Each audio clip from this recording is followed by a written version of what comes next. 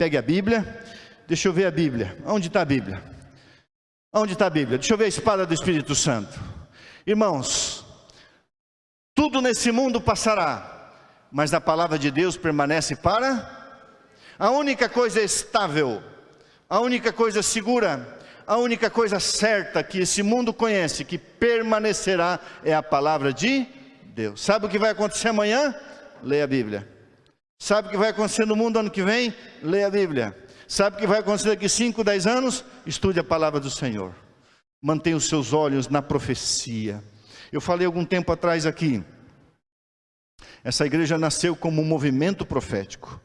Essa igreja não pode perder a sua identidade missionária, esse movimento. Nós somos um movimento, nós temos um propósito de triunfar, mas para triunfar você tem que marchar, para triunfar você tem que lutar, para triunfar você tem que batalhar. Essa igreja hoje ela é militante, ela é uma igreja que persevera, que luta, que enfrenta as hostes do mal. Logo ela será uma igreja triunfante, e uma igreja só triunfa se ela está marchando, se ela está andando.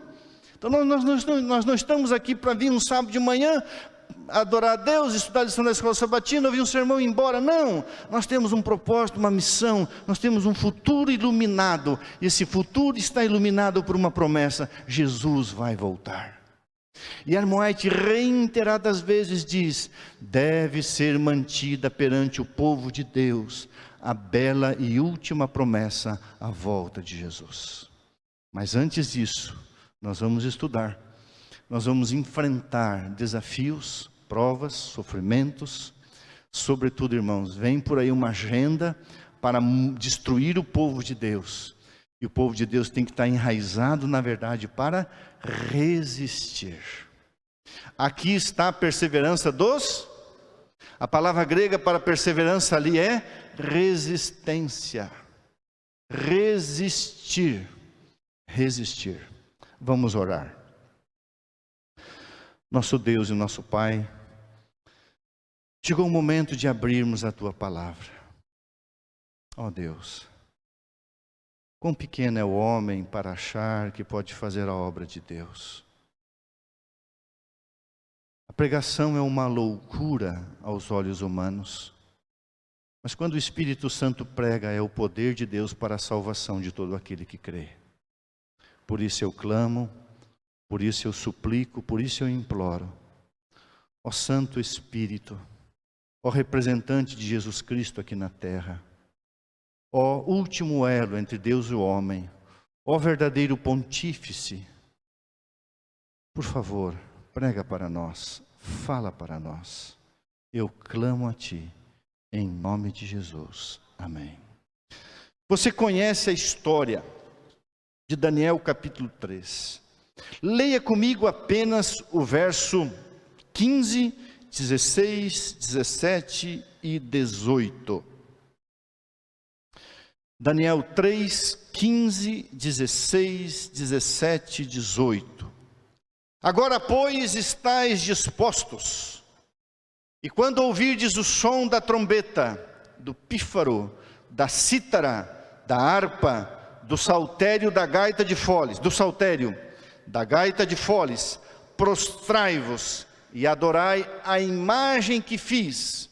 Porém, se não a adorardes, sereis no mesmo instante lançados na fornalha de fogo ardente. E quem é o Deus que vos poderá livrar das minhas mãos? Responderam Ananias,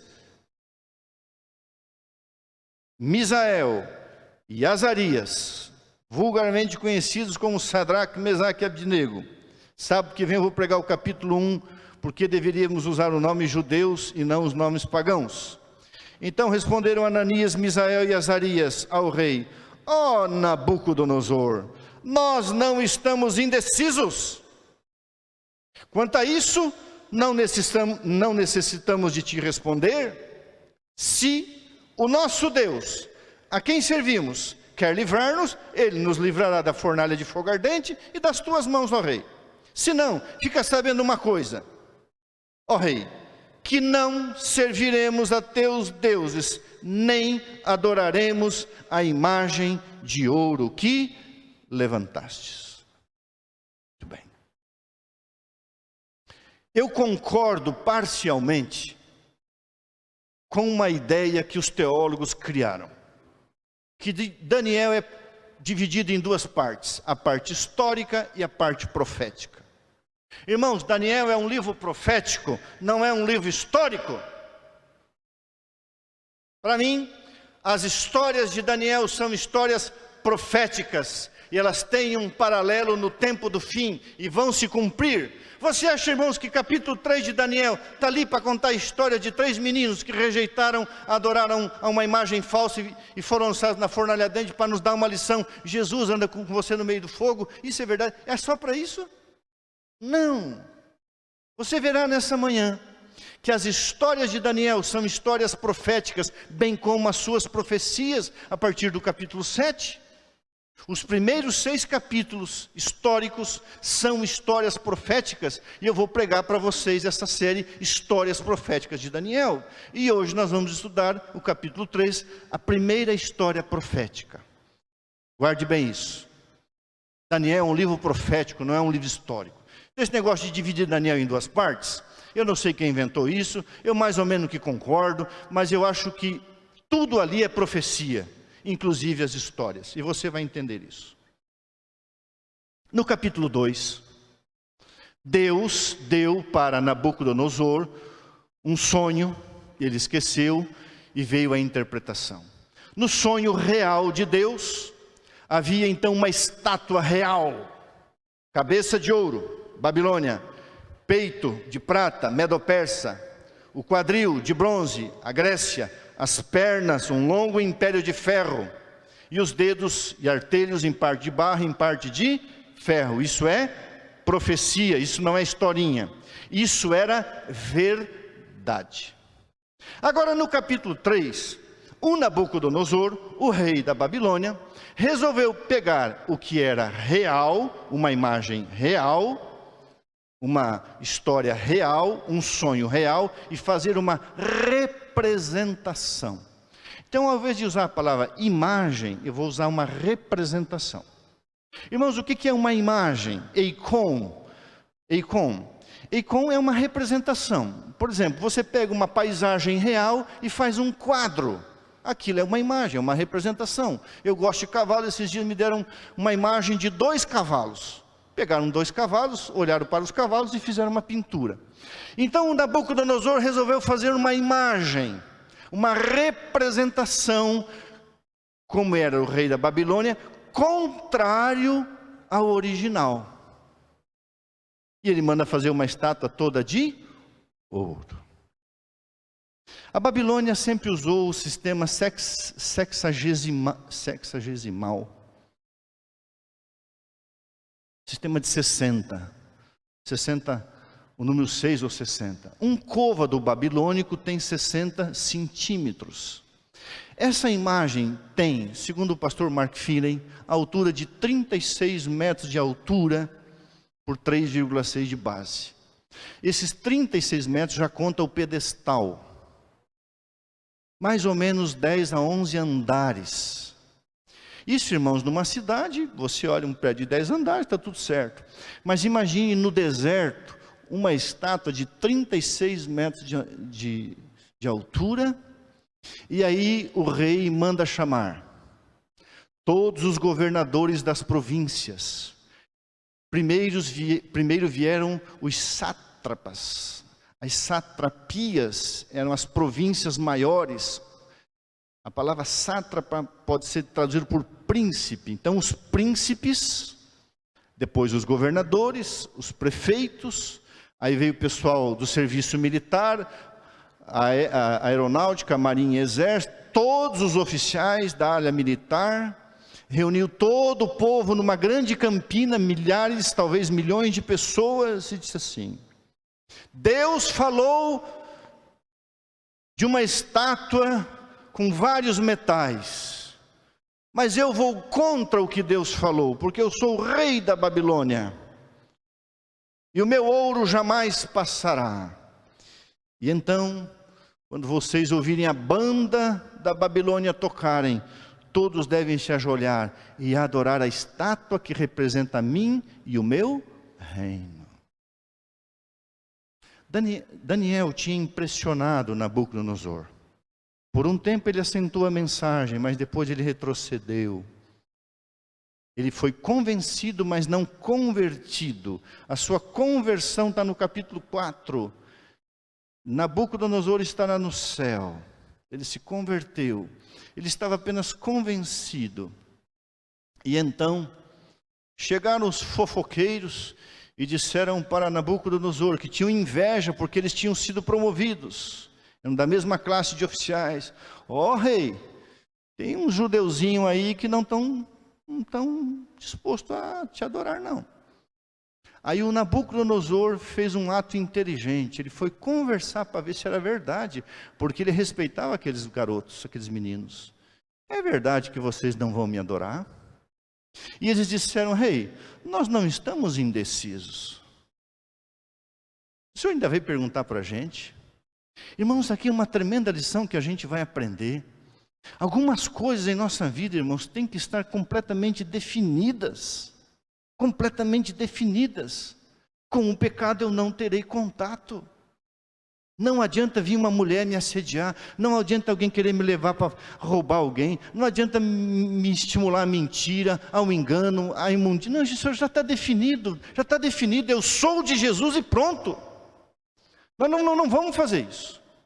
Aí você conhece a história, ele manda acender a fornalha para intimidar 7 vezes mais, e aqueles oficiais, ele fica irado, você vai ver que tudo isso se repete, ele fica irado, e quem está irado é o diabo, cheio de fúria, e aqueles homens que jogam Ananias, Misael e Azarias na fornalha morrem, mas de repente Deus entra em cena,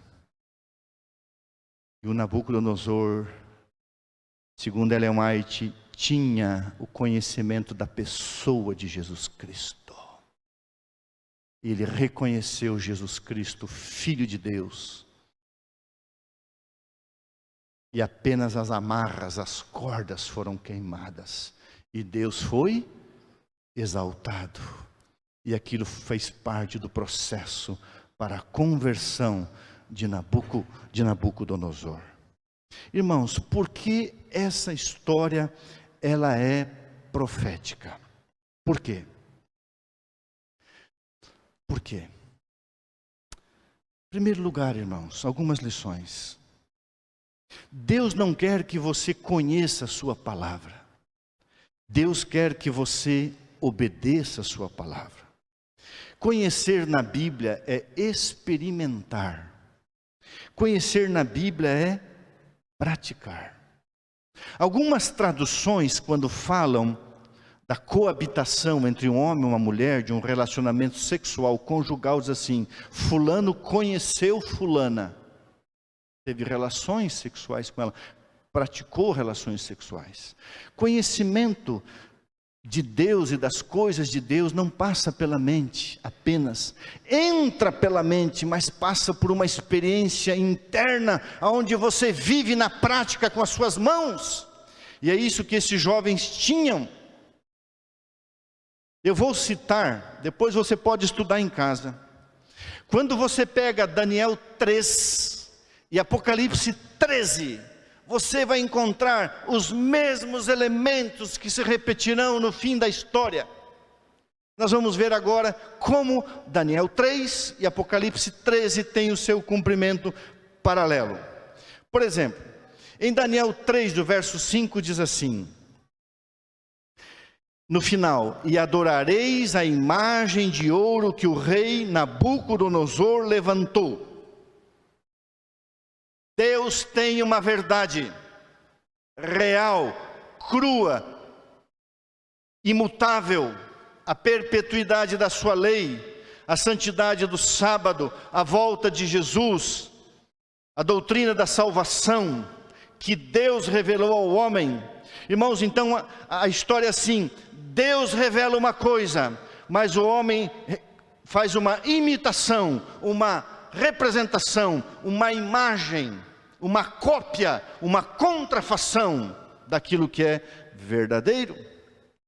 Então nós temos uma imagem falsa em contrafação com a estátua verdadeira, que está em Daniel capítulo 2. Segundo o pastor Mark Finley, Essa história real é uma miniatura, uma maquete de Apocalipse 13. Portanto, uma história profética para nos inspirar a ter fé nas provações que nos desafiam a obedecer a Deus ou aos homens. A história se repetirá. O poder político e militar de Apocalipse 13, do verso 1 até o verso 11, os Estados Unidos da América farão uso do poder estatal para apoiar uma instituição religiosa de Apocalipse 13, 1 a 11, 1 a 10, melhor dizendo, que é uma representação, uma imagem, uma imitação da verdade, uma falsa representação do Deus verdadeiro. A Bíblia diz assim: salvação somente através de Jesus. Babilônia diz: fale com a mãe que o filho atende. Salvação tem que passar por Maria. A palavra de Deus diz: o sétimo dia é o sábado do Senhor teu Deus. O Catecismo Romano diz: o quarto mandamento é o domingo, dia do sol. Se você pegar a carta circular, que é uma encíclica, uma carta circular do Papa Francisco, e ler a carta sobre o dia de guarda, até a metade você vai dizer que ele é adventista do sétimo dia. Bem na metade diz assim: e o sétimo dia, todos os textos da Bíblia, e o sétimo dia é o domingo. E você já encontra vários calendários, que começa o primeiro dia na segunda-feira. Então, segunda, terça, quarta, quinta, sexta, sábado, domingo cai que dia? No sétimo? E ele diz: o sétimo dia é bíblico, e o sétimo dia é o domingo. E o mundo está se preparando, irmãos, para duas agendas. A primeira agenda, agenda familiar. Quem aqui é contra a família? O modelo bíblico da divindade. Um homem, uma mulher, um macho, uma fêmea, procriando filhos. Para mim, a maior prova da imagem e semelhança de Deus é o poder da procriação. O homem cria, o homem procria. Mas se pega um modelo que o mundo inventou, não importa se é macho, fêmea, seja quem for, o importante é a família. E essa família tem que ter um dia para descansar. E o dia original é o sábado do Senhor teu Deus, do pôr do sol ao pôr do sol de sexta-feira, bíblico. Mas a imagem, a representação será o dia do sol. E aí vai dizer assim: agora você tem uma imagem, você escolhe adorar o Deus verdadeiro, guardar o sábado, ou você vai adorar a imagem, a representação do dia de descanso, que é o domingo? Muito bem, o mundo está sofrendo. Dizem os estudiosos que nos próximos 30, 40 anos, se o mundo chegar a 9 bilhões de pessoas, não haverá condições de alimentação. Então haverá uma agenda em defesa da natureza. E a Bíblia diz que aqueles que destroem a natureza, Deus os destruirá. Então vai existir um dia para a família e para a natureza descansar. E vai ser o mesmo dia, uma imagem, uma representação da verdade. E você vai dizer: não, mas domingo eu vou trabalhar. Domingo eu vou abrir o meu comércio, a minha indústria, domingo eu vou plantar. Então você vai gerar poluição, então você vai usar o teu carro, então você vai destruir a natureza, então você está contra o sistema. E você vai ter que escolher. Irmãos queridos, o verso 8, há uma lição muito importante para nós. Capítulo 3, verso 8 de Daniel. Ora, no mesmo instante se chegaram alguns homens caldeus e acusaram os judeus. O governo mundial tem um povinho aí, os guardadores dos mandamentos de Deus e a fé em Jesus, que não está disposto a guardar o domingo não. Que não está disposto a cuidar da natureza no dia do sol.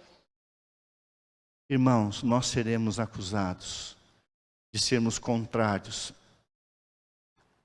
à ordem, ao bem-estar da sociedade, da comunidade.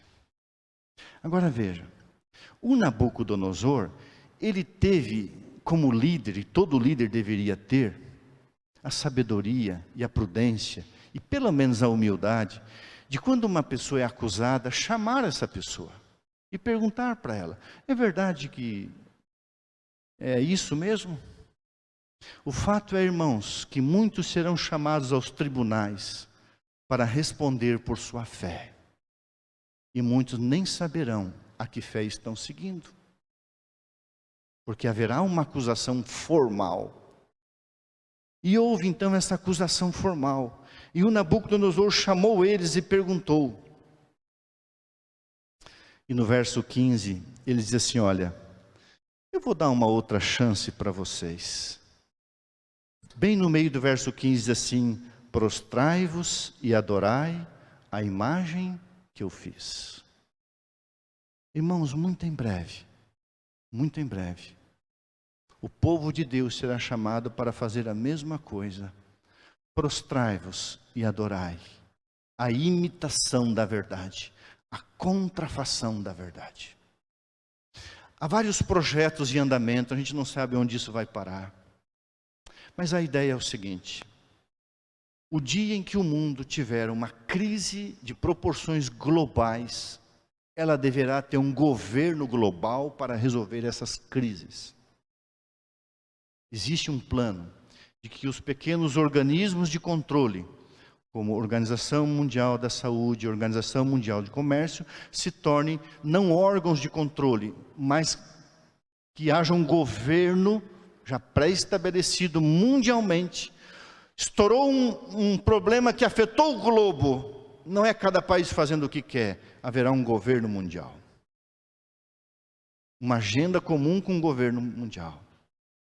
E esse governo mundial vai desafiar você e a mim a adorarmos Babilônia ou ao Deus verdadeiro.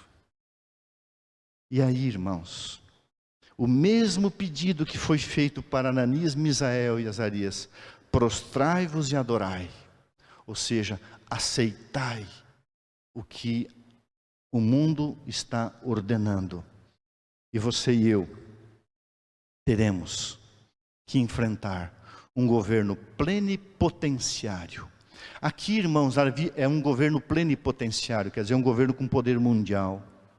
A Bíblia é muito clara de que haverá dois poderes que se unirão num só poder. As duas bestas, os dois poderes, besta é poder, Apocalipse 13, se unirão num só. Agora não será mais uma decisão monocrática, mas uma decisão a duas mãos ou a quatro mãos, mas Roma e Estados Unidos imporão leis. E eu e você seremos chamados a dizer: prostre-se, aceite, participe, faça parte da comunidade. Aceite o pecado como ele é, aceite os pecadores sem transformação, aceite sodomia, aceite Gomorra, aceite como foram nos dias de Noé, aceite como foi nos dias de Ló, como disse Jesus, aceite, está tudo certo. O importante é amor, o importante é aceitação. Prostre-se, adore. Mas você vai pegar a palavra de Deus e vai dizer: isso não é verdade, isso é imagem, isso é representação, isso é imitação falsa, isso é contrafação, isso é mentira.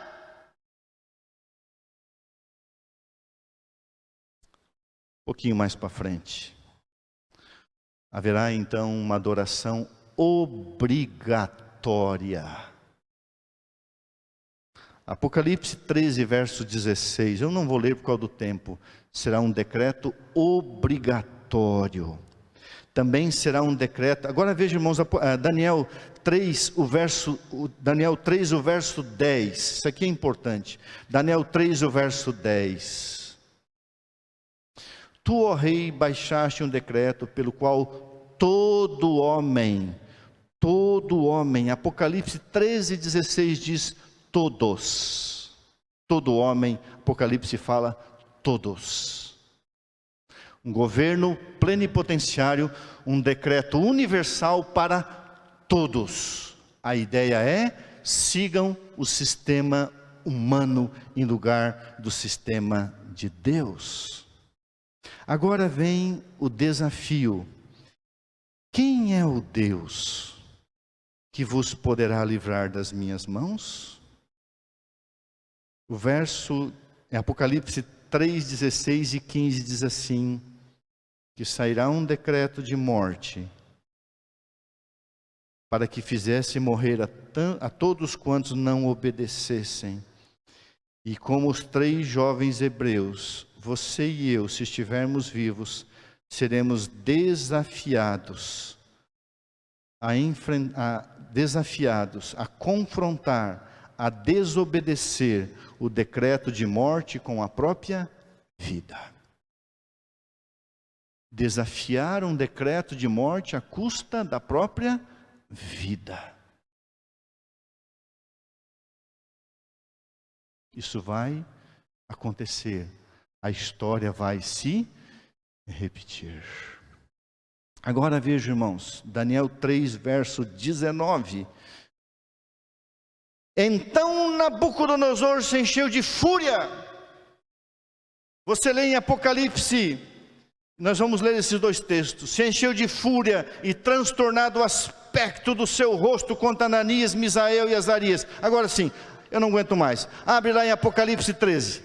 Você pode depois estudar esses 2 paralelos, palavra por palavra, citação por citação. Apocalipse 13, Apocalipse 12, 12 e Apocalipse 12, 17.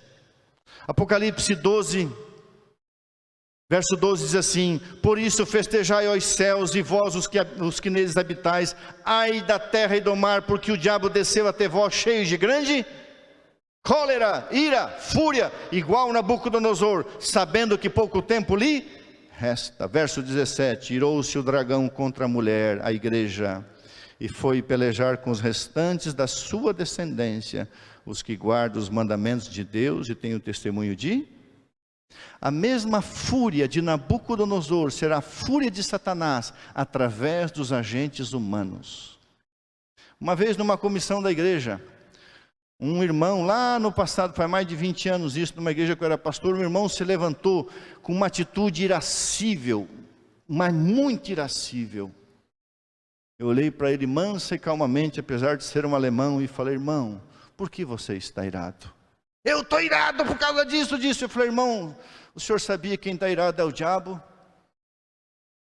A sua ira não é justa, não é justificável. Então, irmão, pensa bem por que o irmão está irado aqui na igreja. A Bíblia diz que o dragão está irado. A fúria vem, esse tipo de... Existe a ira justificada, a ira santa, que é um outro assunto. Eu vou abrir aqui um parênteses. O que é uma ira santa? Uma ira justificável é quando você fica irado por coisas sagradas. Essa semana, uma adolescente chamou o nome de Deus em vão e eu chamei a atenção dela: filha, você sabia que quando os anjos falam o nome de Deus, eles baixam o rosto? E você está usando o nome de Deus de uma forma tão vulgar? Se alguém pegar a minha Bíblia, me assaltar ali fora e eu saber que é uma pessoa que vai usar as folhas da Bíblia que são muito usadas para fumar maconha, eu vou ficar irado? Ele vai ter que arrancar a minha Bíblia na força. A ira é santa quando o motivo é santo ou quando o objeto é santo. Mas esse irmão está virado por coisas banais. Aí não era uma ira justificável.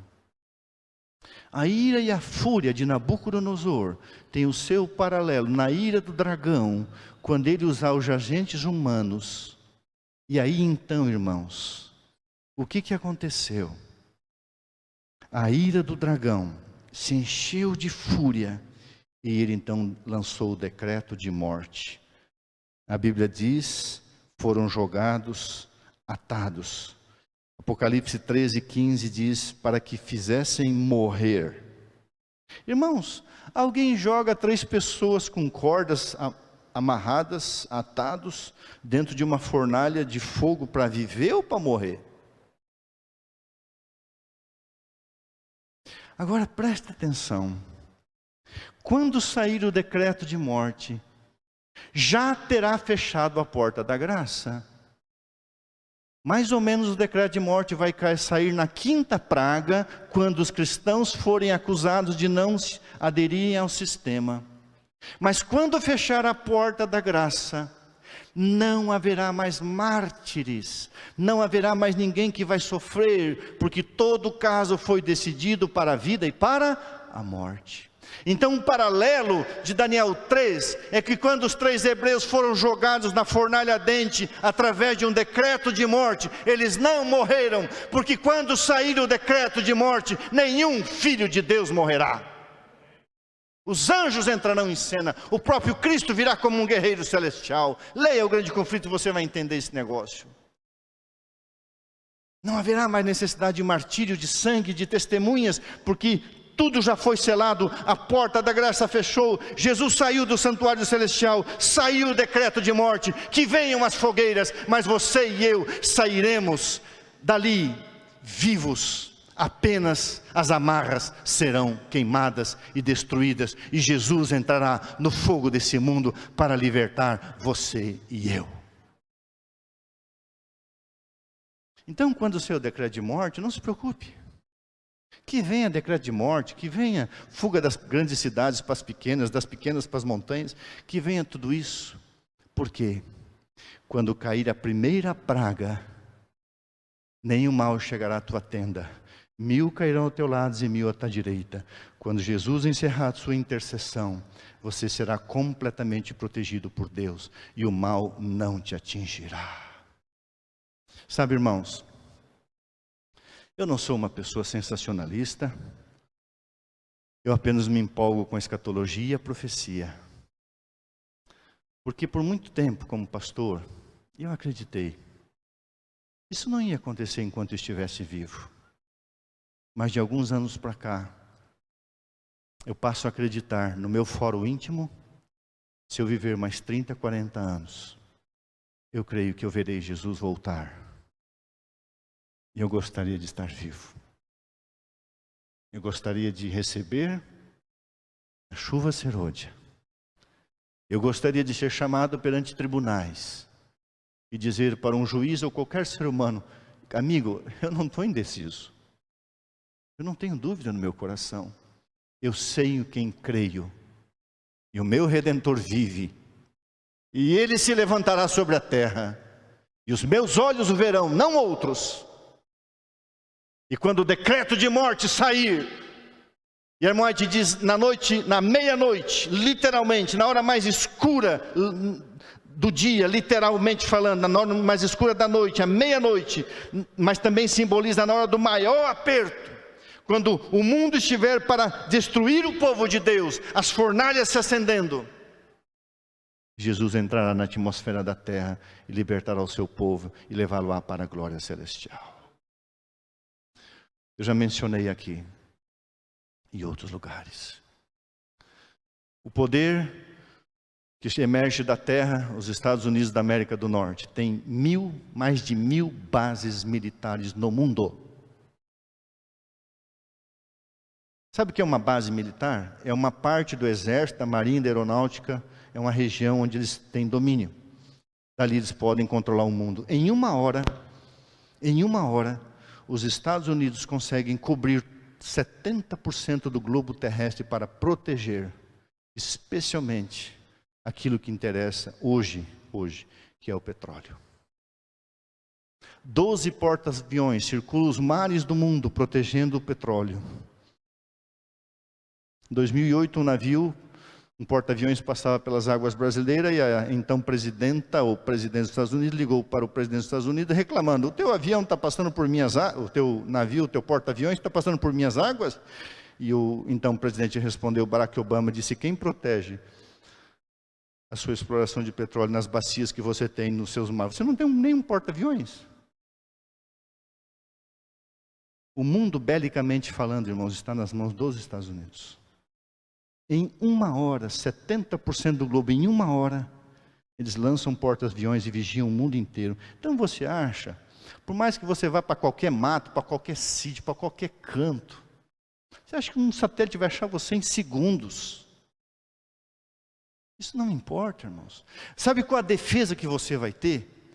Você vai ter a mesma defesa de Ananias, Misael e Azarias. Nenhuma! Então, quando o decreto de morte sair, o fogo se acender, você só vai ter uma certeza: você não vai se prostrar diante dos homens, você vai ficar em pé diante de Deus, e as únicas coisas que serão destruídas serão as amarras, as cordas, ou seja, o inimigo será abatido e não você. Você e eu sairemos do fogo para sermos exaltados a príncipes, e não herdaremos junto com Nabucodonosor no seu reino, mas junto com Jesus em glória e majestade. Eu preciso ler um texto com você, Apocalipse 7, para a gente encerrar. Apocalipse 7, verso 9 até o verso 17. Apocalipse 7, 9 a 17. Eu amo esse texto, a visão dos glorificados. Apocalipse 7, 9 diz assim: depois destas coisas vi, e eis grande multidão que ninguém podia enumerar, de todas as nações, tribos, povos e línguas, em pé diante do trono e diante do Cordeiro, vestidos de vestiduras brancas, com palmas nas mãos, e clamavam em grande voz, dizendo: ao nosso Deus que se assenta no trono e ao Cordeiro pertence a salvação. Todos os anjos estavam em pé, rodeando o trono, os anciãos, os 4 seres viventes, diante do trono se prostraram sobre o seu rosto e adoraram a Deus, dizendo: amém. O louvor, a glória, a sabedoria, as ações de graças, e a honra e o poder e a força sejam ao nosso Deus pelos séculos dos séculos. Amém. Um dos anciãos não suportou, tomou a palavra dizendo: esses que se vestem de vestiduras brancas, quem são? De onde vieram? De onde vêm? Respondi-lhe: meu Senhor, tu o sabes. Então me disse: são estes os que vêm da grande tribulação. Lavaram as suas vestiduras e as alvejaram no sangue do Cordeiro, razão por qual se acham diante do trono de Deus, e o servirão de dia e de noite no seu santuário, e aquele que se assenta no trono estenderá sobre eles as suas asas, o seu tabernáculo, o seu pavilhão. Jamais terão fome, nunca mais terão sede, não cairá sobre eles o ardor do sol, nem ardor, nem dor, nem sofrimento algum, pois o Cordeiro que se encontra no meio do trono, que estava no meio das chamas, os apacentará e os guiará para as fontes das águas das vidas, e Deus lhes enxugará dos olhos toda a lágrima. Ah, como eu amo esse texto, irmãos. Você pode sofrer, mas você vai vencer. O mundo vai fazer você chorar por um momento, mas Deus te fará sorrir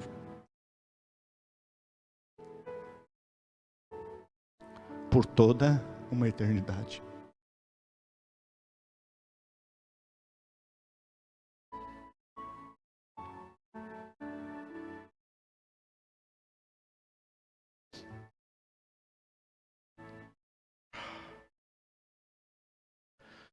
Você pode sofrer, mas você vai vencer. O mundo fará você chorar por um momento, mas Deus te fará sorrir por toda a eternidade. No capítulo 2, temos uma representação do futuro feita por Deus. No capítulo 3, temos uma imagem, uma representação do futuro feito pelo homem. O caráter de Deus soberano em oposição ao caráter do homem. A igreja e Estado unidos em Babilônia, sob um poder. Daniel 3 se repetirá em Apocalipse 13. Finalizando, uma fornalha. Haverá um boicote econômico contra o povo de Deus.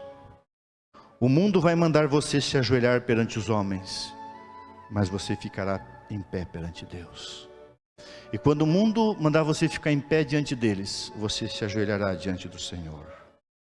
Há um povo aí que não acredita na perpetuidade da lei de Deus e na santidade do sábado. Mas nós ficaremos firmes pela sola Escritura e pela tota Escritura. Somente a Bíblia e toda a Bíblia. Ó Rei, ó Estados Unidos, ó Roma, eu não estou indeciso. Eu sei em quem creio. A fé não livra você do fogo. A fé faz você avançar através dele. A fé continua caminhando no vale da sombra e da morte. A fé não para. A fé transpõe as barreiras que Satanás coloca no caminho. Ellen White diz literalmente: não há barreiras que Satanás ou o homem possa levantar que a fé não seja capaz de atravessar. Eu amo isso. Na planície de Dura, ali hoje na Arábia Saudita, uma barreira foi levantada, uma representação da verdade, mas a fé atravessou. Não há barreiras que Satanás ou o homem possa levantar que a fé não seja capaz de atravessar. Olhe para os heróis da fé, se inspire em Paulo, em Pedro, em Tiago, Estevão. O mundo os prostrou, mas Deus os levantará em glória e majestade. Você conhece a corrida 4x100? A pessoa vai passando o bastão um para o outro. Existe a corrida livre sem obstáculos, mas existem os obstáculos para você ultrapassar. Na nossa jornada, na nossa caminhada, na nossa corrida cristã, como diz Paulo, na nossa carreira cristã existem os obstáculos. Cada obstáculo que o diabo coloca, você pula e avança, avança. Às vezes você tropeça no obstáculo, mas o cristão não é como o porco. Ele pode estar até na lama, mas não fica ali deitado, ele se levanta e segue. Os obstáculos existem, as injustiças, as mentiras, as injúrias, as calúnias, as difamações, tudo isso existe, não importa. As únicas coisas que queimaram foram as amarras, as cordas, a prisão. Irmãos, eu me impressiono com isso aqui. A única coisa que eu e você precisamos entregar é um corpo, para que Deus cuide dele. A maior prova de que você é cristão é quando você persevera em meio às provações e à escuridão. Tem uma música aí, talvez alguém vai me criticar, pode criticar. Tem uma música aí, usada por várias pessoas de diversas formas. O que eu ouço é de uma irmã de uma outra igreja. Essa música se chama Noites Traiçoeiras. Depois coloque no YouTube lá, Noites Traiçoeiras. É uma música interessante, aprenda dela o que é bom. Tem muita coisa linda ali. Quer fazer você chorar, mas Deus te quer sorrindo. Logo virá sobre este mundo noites traiçoeiras, onde você vai ter que responder por sua fé. Só que, irmãos, você tem que estar preparado antes. Você tem que estar decidido antes. Então, na escuridão da existência, você não está indeciso. Após o decreto de morte, Deus entra em cena e livra o seu povo. Ao fechar a porta da graça, sairá o decreto dominical, e os poderes de Apocalipse 13 entrarão em cena, afrontando a lei de Deus e perseguindo os obedientes, mas ninguém perecerá. Adorar a Deus revelará quem é Deus e quem é você. 7 vezes mais calor com fornalha e óleo. Uma tentativa de eliminar qualquer possibilidade de intervenção divina. Aqueçam 7 vezes mais. Quem é o Deus? O mundo vai parecer, irmãos, que é impossível Deus agir. E Deus fará como as amarras de Sansão.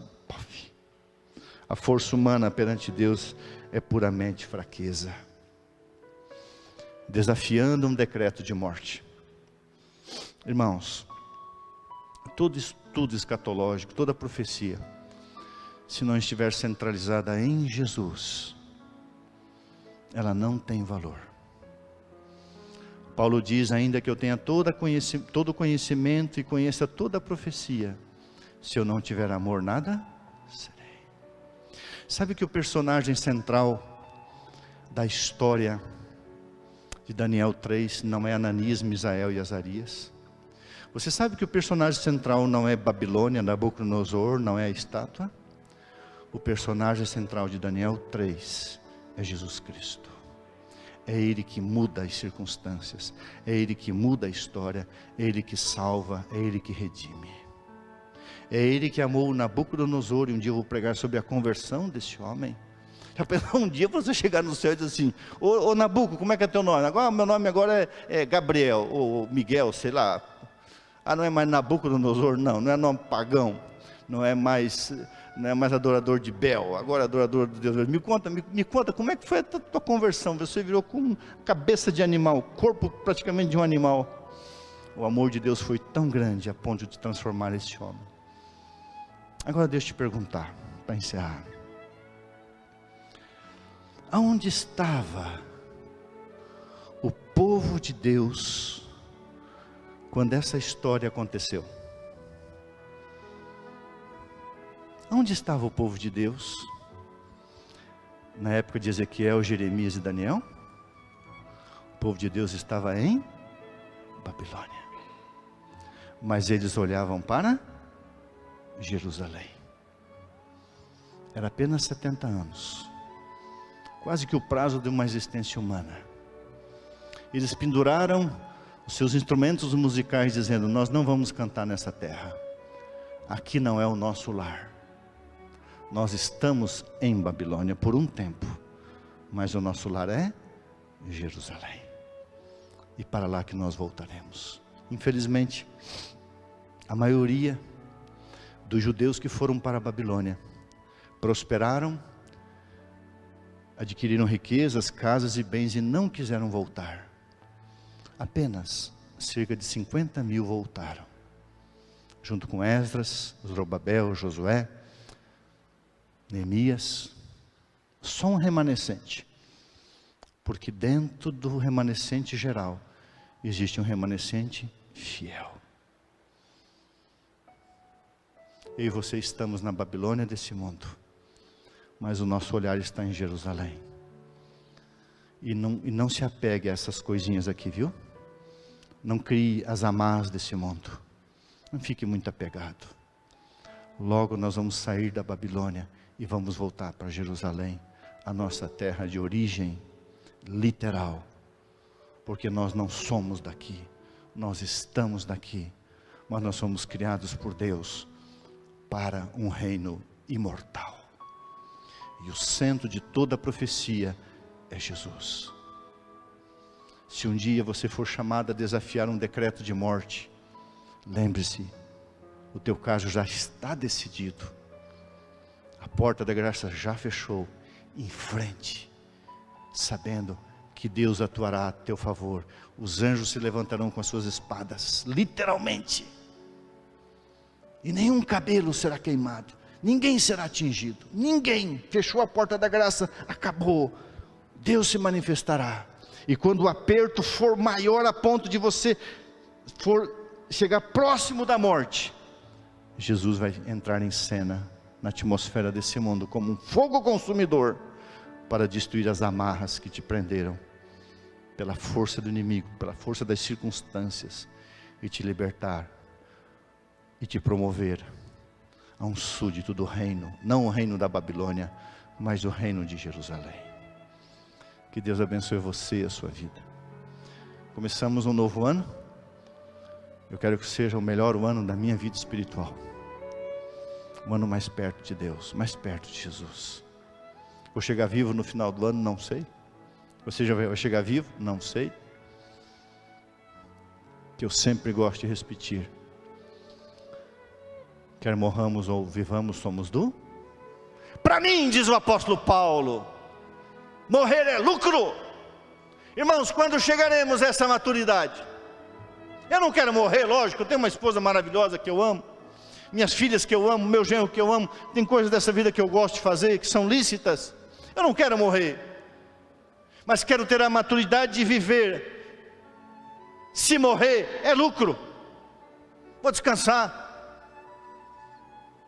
E o viver é Cristo, porque Jesus é o centro da profecia e o centro da história.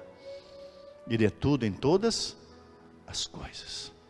Que Ele seja o Senhor e o Salvador da sua vida em 2022, todos os dias. Maranata, o Senhor logo vem, e nós iremos com Ele, amém? Amém.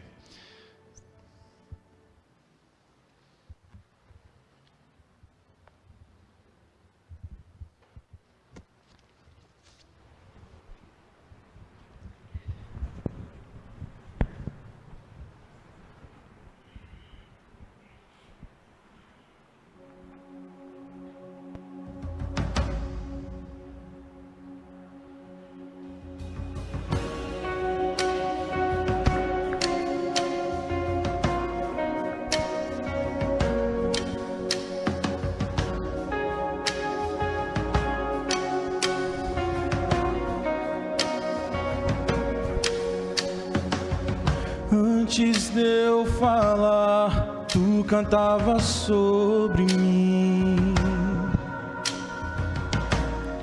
Tu tens sido tão, tão bom pra mim. Antes de eu respirar, sopraste tua vida em mim. Tu tens sido tão, tão bom pra mim.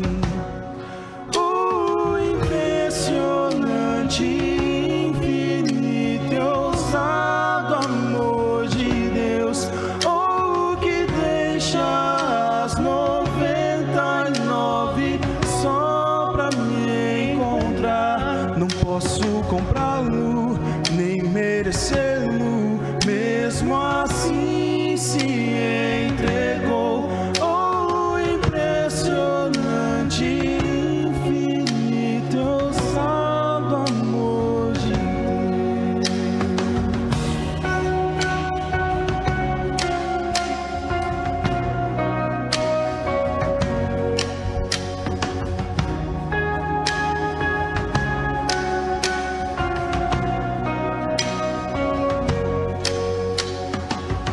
inimigo eu fui, mas teu amor lutou por mim. Tens sido bom, tu tens sido tão, tão bom pra mim. Não tinha valor, mas tudo pagou por mim. Tu tens sido tão, tão bom pra mim. Oh, impressionante, infinito e ousado amor de Deus, oh, que deixa as 99 só pra me encontrar. Não posso comprá-lo, nem merecê-lo, mesmo assim se entregou. Oh, impressionante, infinito e ousado amor de Deus.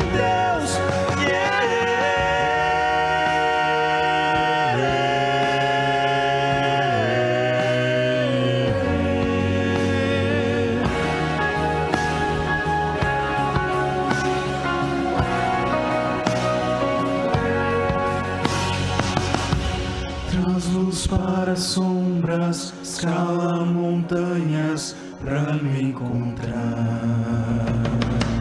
Derruba muralhas, destrói as mentiras pra me encontrar.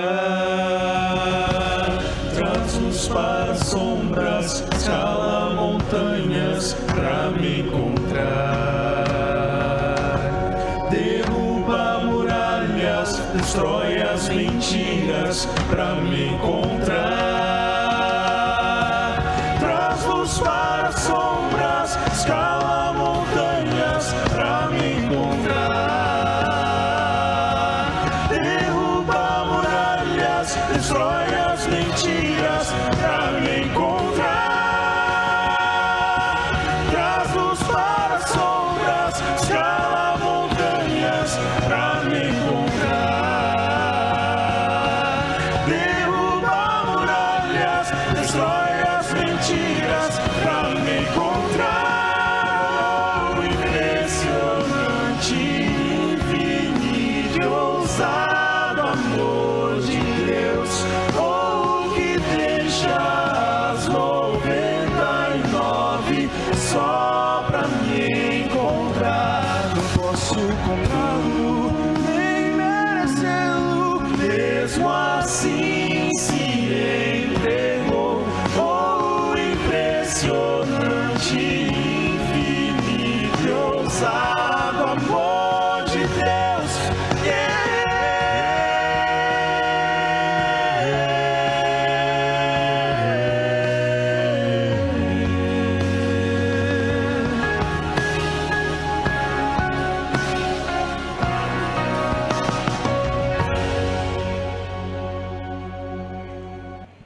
Louvado seja o nome de Deus. Querida igreja, vamos ficar em pé para orar? Repetiçãozinha para você não esquecer. Uma falsa representação da verdade, imagem da besta. Um governo com poderes mundiais, um governo plenipotenciário. Um decreto universal de morte. Mas finalmente, a entrada de Jesus na história para nos tirar da fornalha da Babilônia e nos levar para os lugares celestiais. Querido Deus, querido Pai, em Jesus nos achegamos a Ti para Te agradecer. O céu se debruça sobre os Seus filhos para santificar e salvar. Vivemos dias estranhos, ameaçadores, noites traiçoeiras, pela doença, pelos rumores de guerras, pelos conflitos frios entre os poderes da terra. Mas logo haverá uma agenda comum, uma ideia comum, um governo comum. O mundo se sujeitará à representação da verdade, a Babilônia mística. E um povo não se prostrará, a não ser diante do Senhor. E esse povo se levantará. E próximo à quinta praga, esse povo será condenado à prisão. E quando chegar a ordem de execução, haverá a sétima praga. Jesus entrará neste mundo. E aquilo que é praga para o ímpio é a libertação para o povo de Deus. As fogueiras se reacenderão, mas nós estaremos inflamados com o Espírito Santo de Deus. Portanto, nos ajuda dia após dia a entregar o nosso corpo, a nossa mente, a nossa vida, para que se um dia necessário for desafiar um decreto de morte, tenhamos a segurança de que a nossa vida está guardada em Cristo Jesus. E quando esse decreto sair, a porta da graça já estará fechada. Então nada temos que temer, porque pela fé atravessaremos os vales escuros e Jesus virá para nos buscar. Pai, a Tua palavra, através da revelação do dom profético, diz: mantenham perante o povo essa verdade, que deve ser mantida perante toda a mente, a chave da história futura, a volta de Jesus, porque não havendo profecia o povo se corrompe. Nos ajuda a viver nesse movimento, sempre para o alto e para frente, para cima, em Jesus e com Jesus, porque Ele é o autor da história. Ele é tudo em todas as coisas. Sejas Tu, Senhor, em nós, tudo. Toma-nos para sermos Teus hoje e nos dê perdão e nos dê o Espírito Santo, em nome de Jesus. Amém.